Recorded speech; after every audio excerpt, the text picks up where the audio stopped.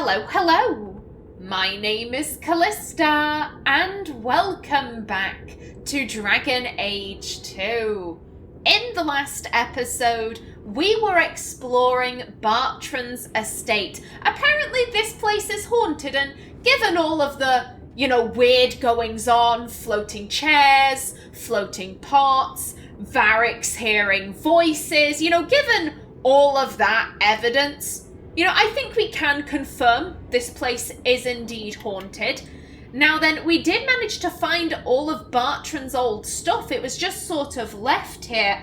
However, there was no sign of any relic, any artifact from the deep roads, nothing, which means that whatever is causing this is probably further in the estate. So, we have to stay here. Yay, we can't just leave. God damn. Sorry. This isn't being caused by some random artifact. The idol is still in the house, Hawk. It has to be. Can I very quickly say, I love Isabella during this quest, because that's what I'd be doing. I think I'd start off feeling like, yeah, we'll tell the ghost to fuck off, that'll show them, and then as soon as weird shit started happening, I'd be screaming, I'd probably be crying, I'd be like, let me the fuck out, I will break a window if I have to. I don't do well with spooky shit. That is not my jam. Okay, well this room seems to be perfectly normal. That's a good sign. We can't go into the room where the ghost ran out of. Again, good sign. That was not a good sign. However, I'm gonna take the bait, because why not? Hello? Any ghosts? Anything that is much spookums? Okay, no much spookums in here. Good. Oh, God.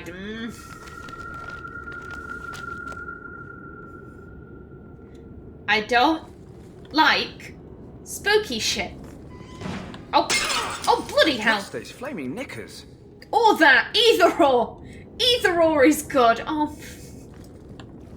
Now that way's blocked off. But the main room is now open.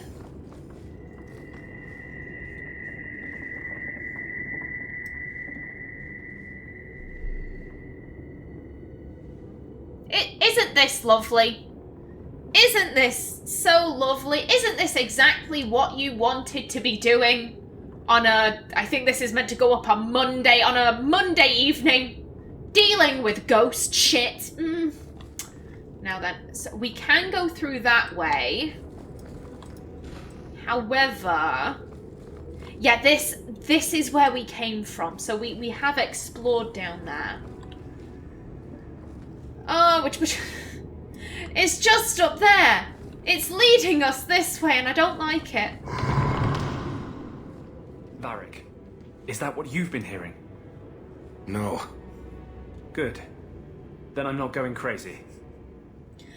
That's not a good line.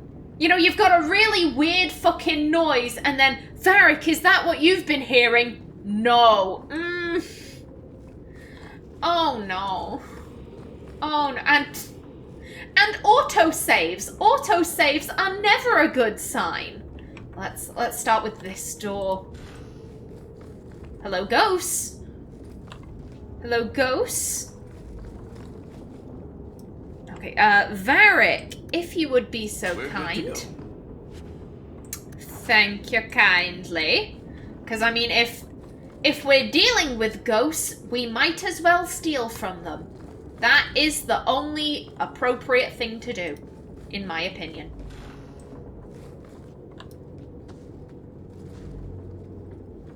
Are you real? You've got to get out of here before it comes back. Where's the idol? What idol? Don't waste my time with your lies. Tell me where it is. Oh, yeah, Varric, are you in some kind of hurry? What's going on, buddy? I didn't exactly want to stay for dinner, but I think we've got a few minutes to hear her out. She's hiding something, Hawk. Don't lie to me. I know it's here. You must have found it. I swear, I don't know anything about an idol. Please. Maker, no! It's starting again!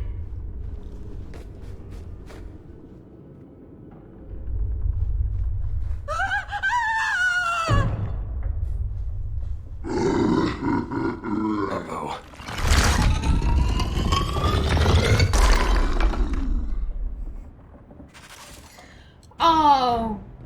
Oh, fabulous. And the pots are still going at it. The pots are still like, yeah, we're just going to be haunted up here. Ethereal Golem, first things first, summon the puppy. And haste it up. And go. Oh god, it's coming up the stairs. Buddy, why aren't you doing anything? It's coming up the stairs. Okay, go. Oh, Dane is taking it on. Is he a good bubba? Oh no, I'm too close. I'm too close here. I'm gonna back up. There we go. Okay, everyone's doing A-okay for health. And hold up. Why is none of my stuff on?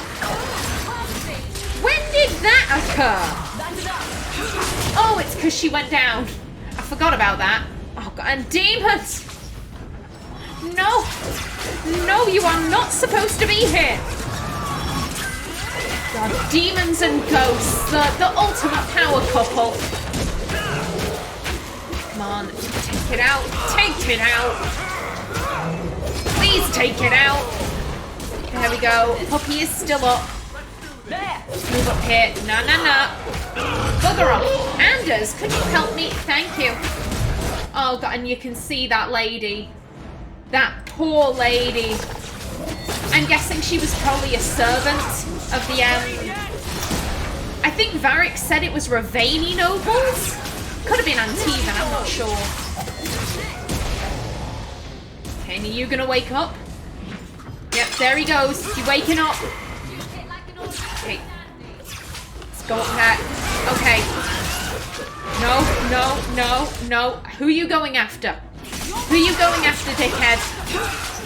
I mean, if you just want to stand there and take it, like, I'm good. Guys, please attack.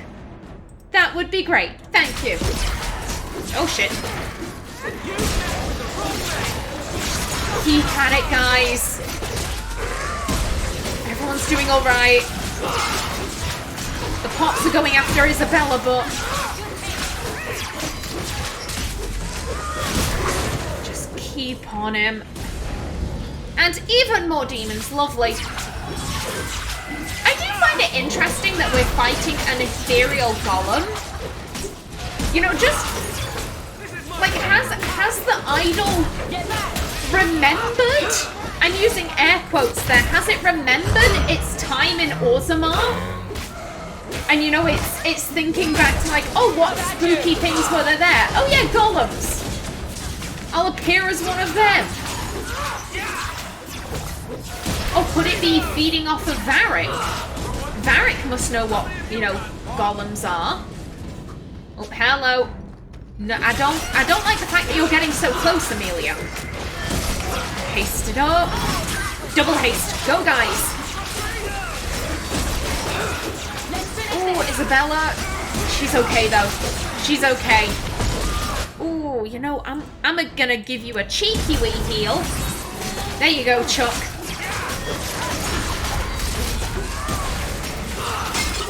Okay, take him out. Mind the pots.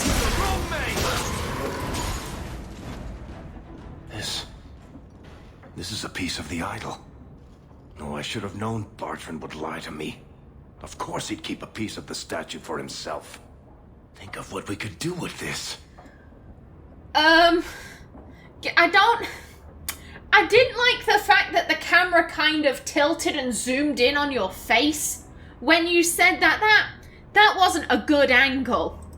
I don't know about you, Varric, but I don't want to end up like Bartrand. I'm not my brother, Hawk. The idol drove him crazy, but this is just one tiny piece. I need this thing. 6 years of my life have gone into this. And there we go again. This thing's magic seemed only more potent when broken. The shard is my only hope of curing Bartrand. It's my only chance to set any of this right. Oh, God.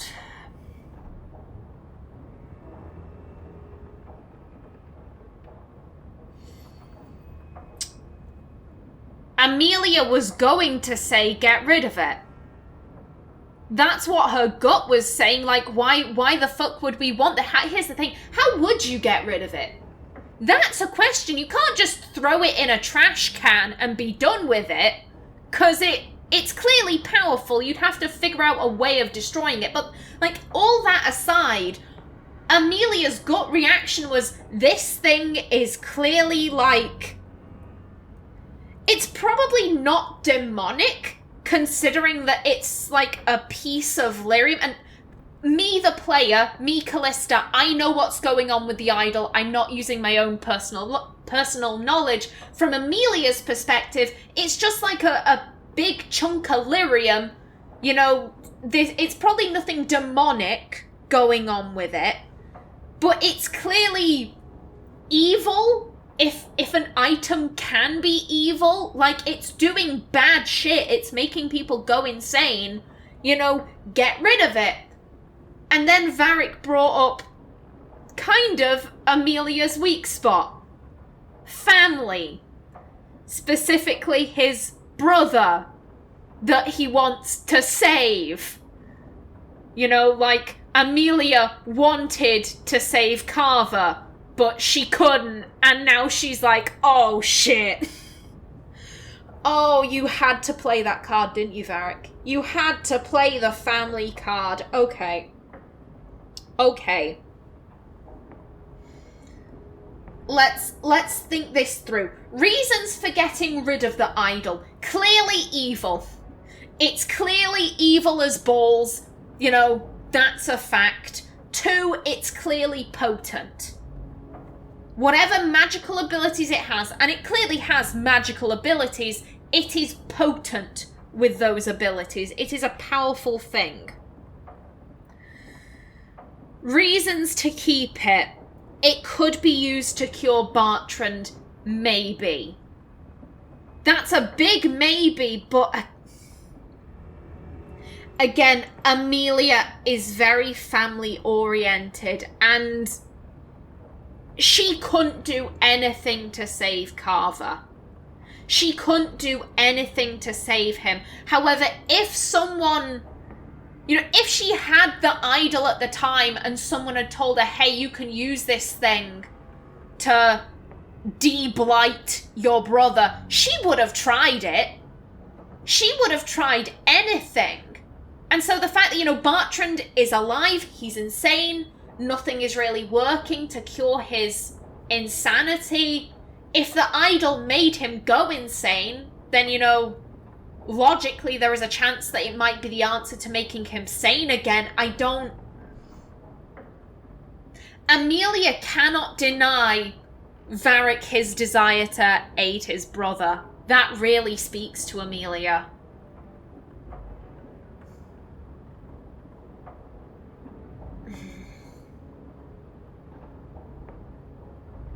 Varric is also a dwarf. Which, you know, normally speaking, out of all of her companions, Amelia would trust Varric the most with magical bullshit, because he's resistant to it. You know, he doesn't dream, he doesn't enter the Fade, he can't be a conduit for demonic possession, or whatever. Like, he is the most trustworthy to, you know, handle magical gubbins in Amelia's mind. However, again, this is another point for destroying the thing. Dwarves seem to be more affected by the idol. Amelia hasn't heard any voices.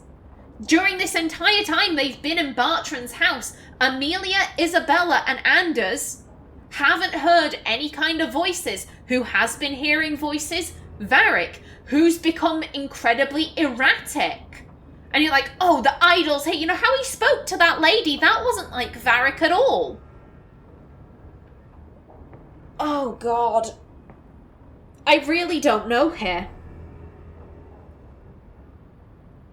As I said, my gut was get rid of the fucking thing.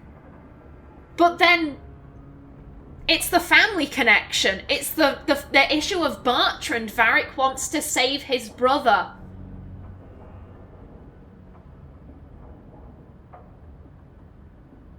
If Amelia was in Varric's shoes and it was Carver who was in an asylum, Amelia would want to keep the idol. I think. Because Carver would be the only fan. Like, I'm going off the assumption that everything else would have happened the same. Leandra would have died. You know, all of that. Carver would be her only remaining family, ignoring Gamlin and Sherrod. Amelia would do anything for Carver. She would. And it feels a little bit hypocritical to say, you know, like, oh, I'd do anything for my brother, but I'm gonna deny you the chance to do anything for your brother.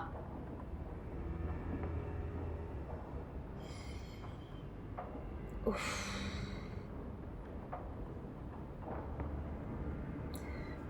She's gonna let him keep it. But I think she is gonna keep a very close eye on Varric. Like, as long as he's, you know, he's doing what he says, he's using it to cure Bartrand, you know, he's, like, looking into it like that, that's fine. But if Varric starts going a bit weird, you know, Amelia, she is holding an intervention immediately. She's gonna grab Aveline and be like, we need to hold him down and remove the idol from his personage, and then we toss it into the fucking ocean. We just let Kirkwall's fish population become horrifically mutated. It'll be fine. Yeah, oh. As I said, her gut says we should be rid of this thing. But again, she can't.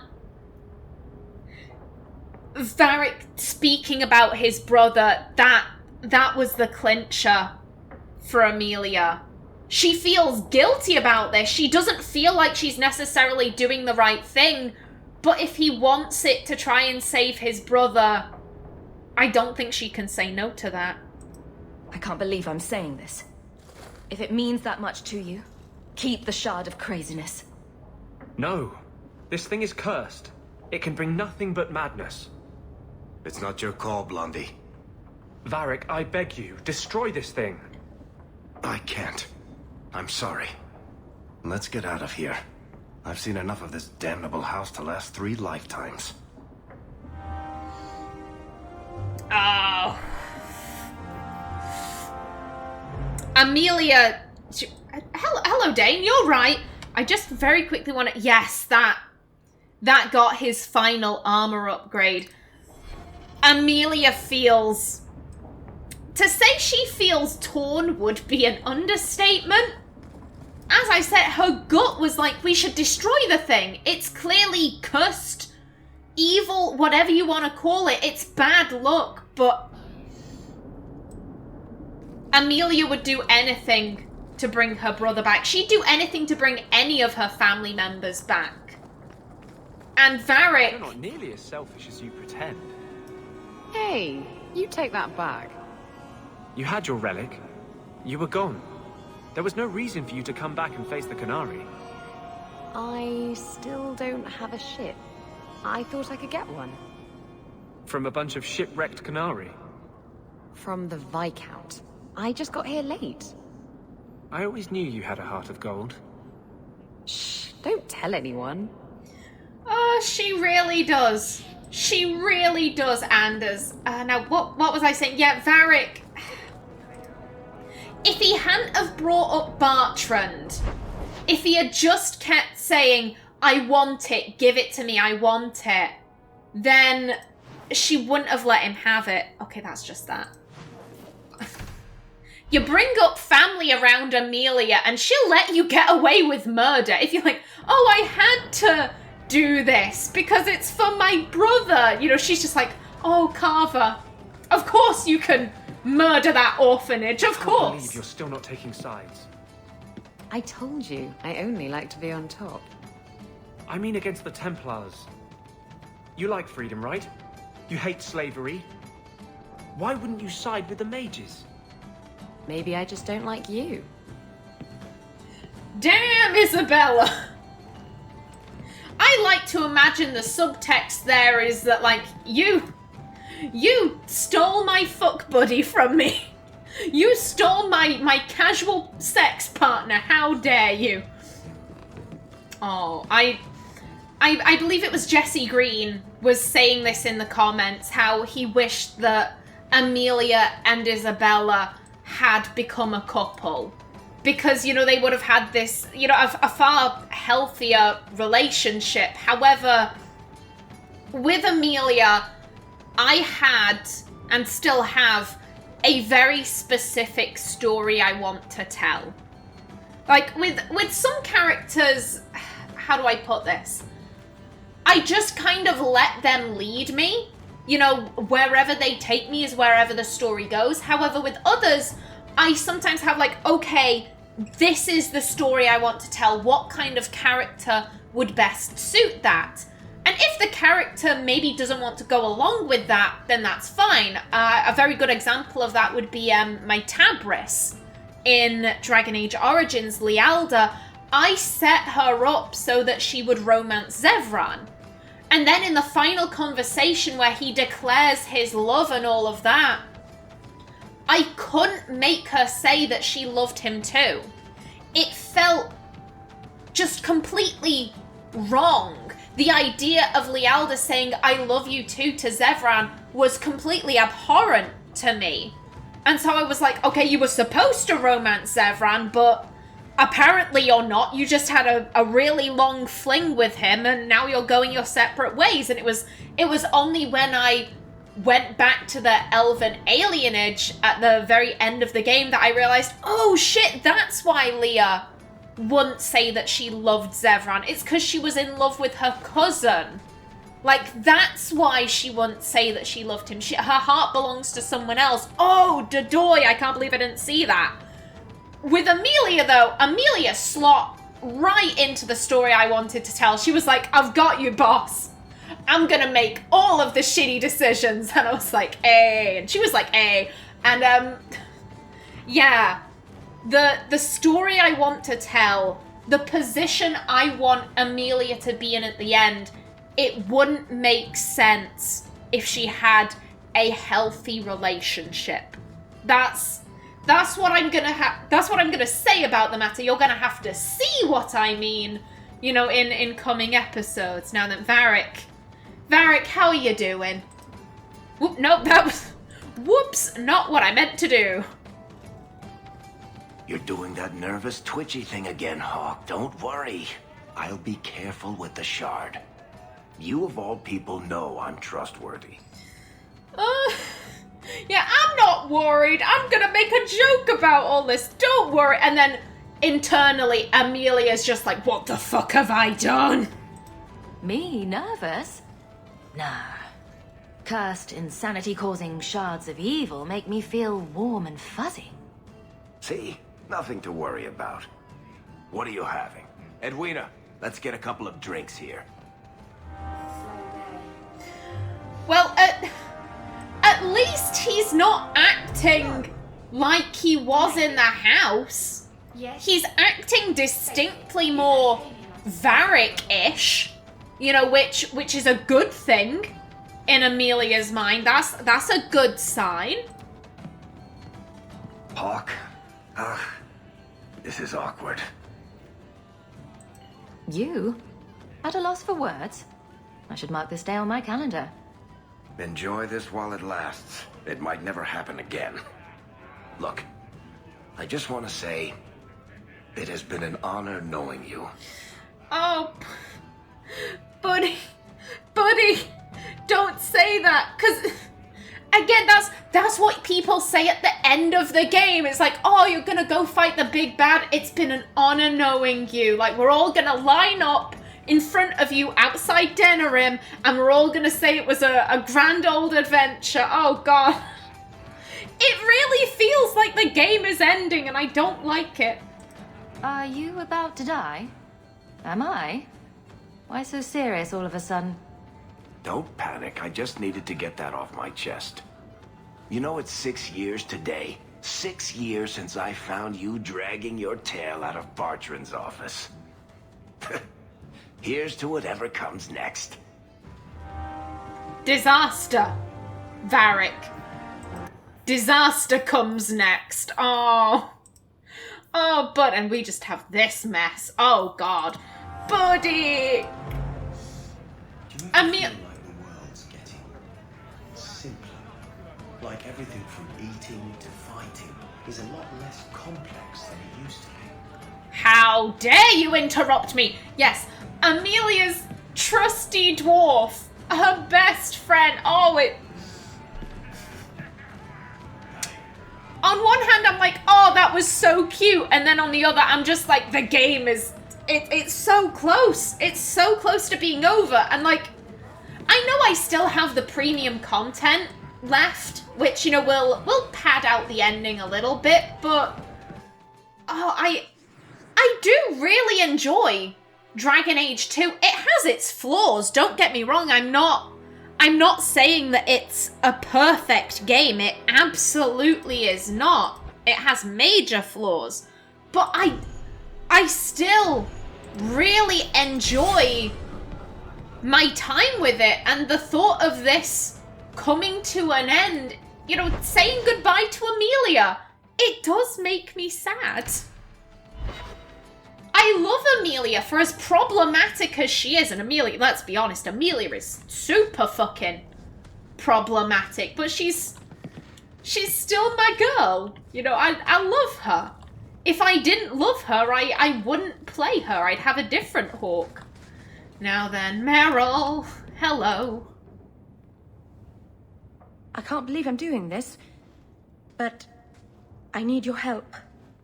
The Alluvian won't work, which I'm sure is news that fills your heart with joy.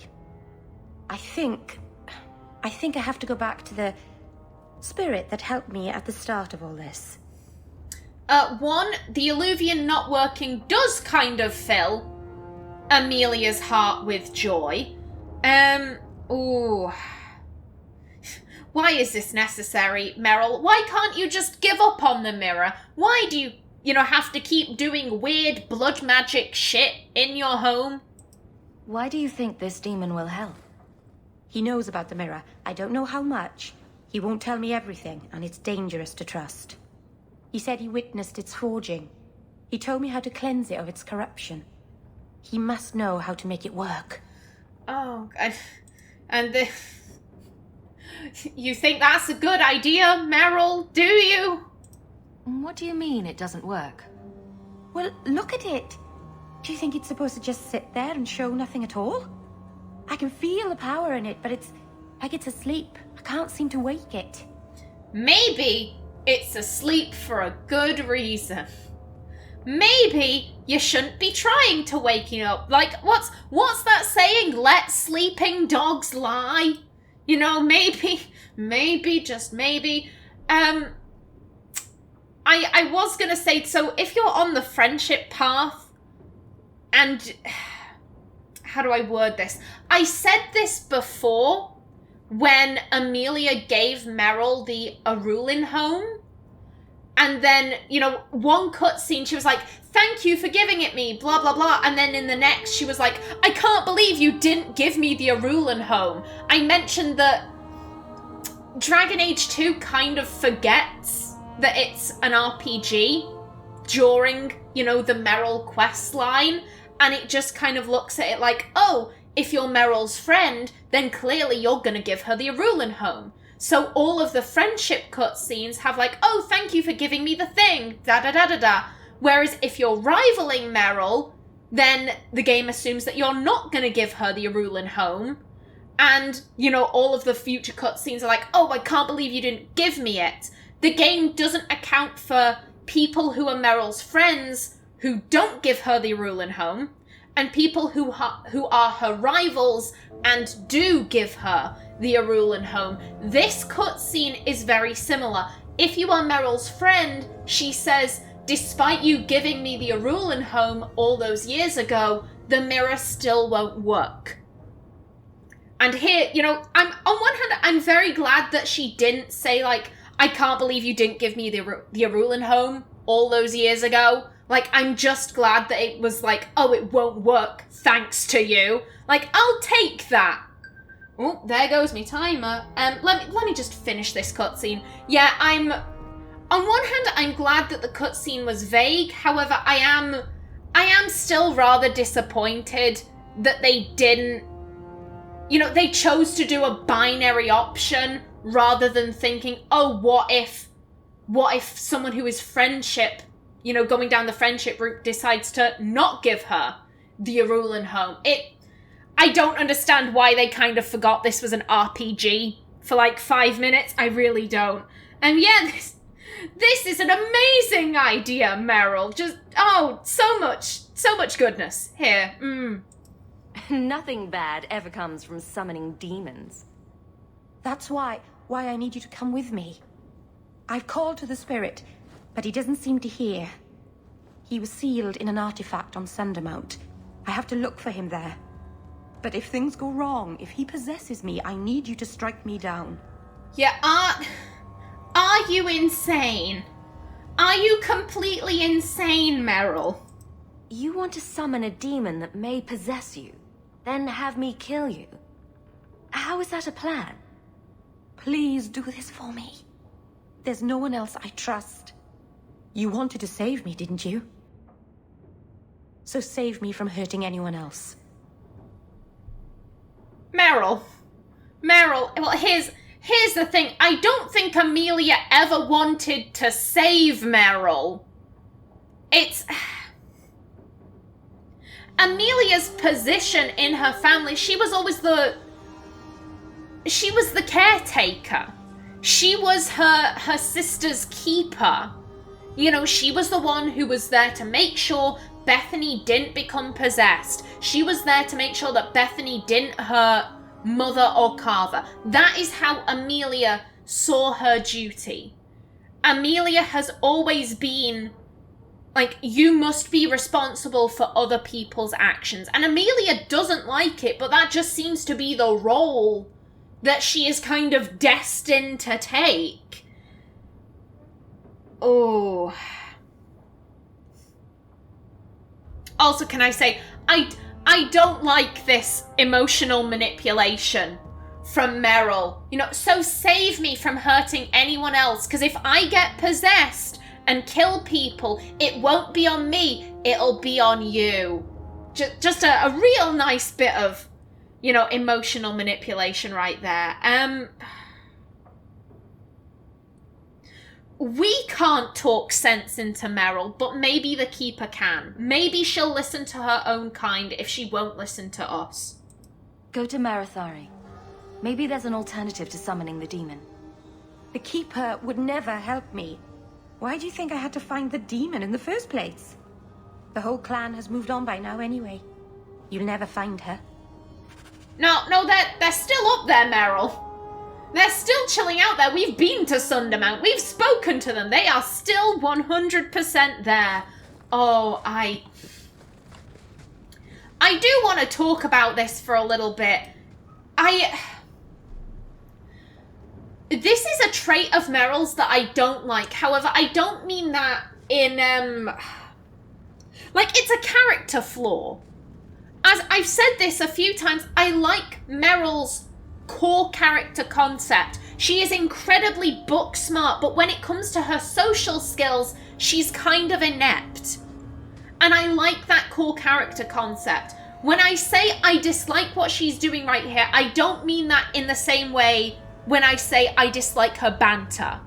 Because I think her banter, when they try and make her funny, again, it just comes off as though she has a complete lack of empathy. Some of her banters sound kind of psychopathic to me, and I'm like, why the fuck would you say that? It either makes her sound psychopathic to the point where she has zero empathy, or like she's a complete idiot. And it's like this banter has spent the entire game making me feel like she's stupid. Why would I trust her with anything? And I don't think that's what Merrill is. I think Merrill is incredibly intelligent. I just don't like the banter.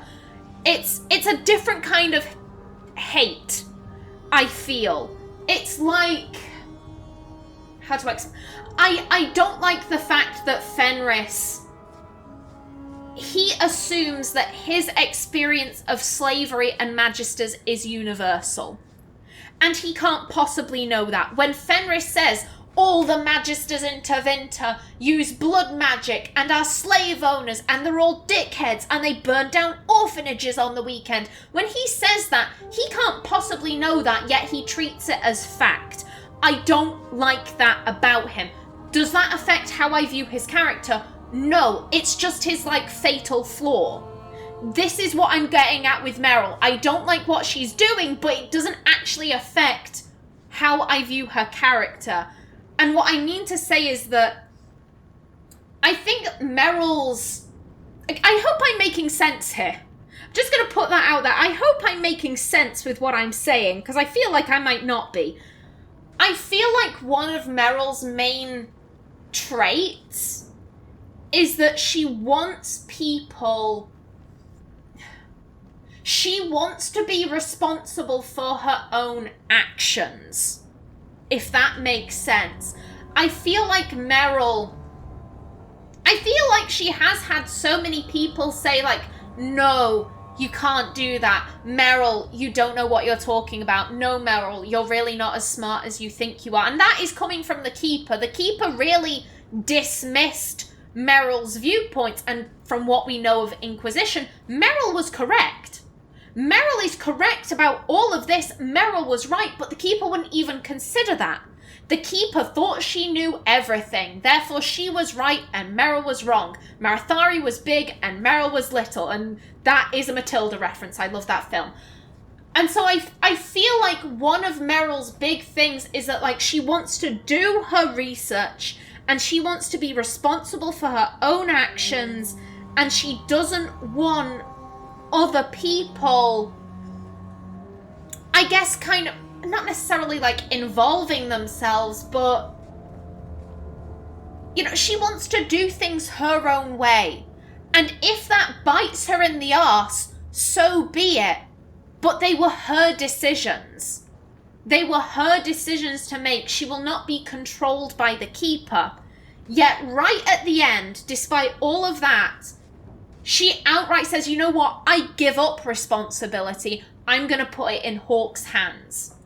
Because if she were being responsible, she would make sure that, you know, like, this could go wrong. I don't want to hurt people. And to me, at least, I don't feel like, okay, I'm going to ask this person to kill me. To me, at least, that isn't being responsible. That is shifting responsibility onto Hawke's shoulders. And it, ooh, Merrill. Again, I don't say this to be like, Merrill's a dumbass. It's her fatal flaw. I don't think Merrill's a dumbass. For all of my complaints about Merrill, I don't think she's a dumbass. The banter makes her seem incompetent, but Merrill herself, no, she's not stupid. She's not stupid in the slightest. But I'm just like, girl, what are you doing? It's gonna end horribly. This is gonna be a complete fucking train wreck, and I love it. Okie doke. In the next episode, we go and speak with Marathari. Will she be able to talk some sense into Merrill? No. Of course she won't. But until then, please remember to like if you enjoyed, leave a comment below. And if you wanted to subscribe, it would be very much appreciated. I've been Kallista. Thanks for watching, and see you in the next episode.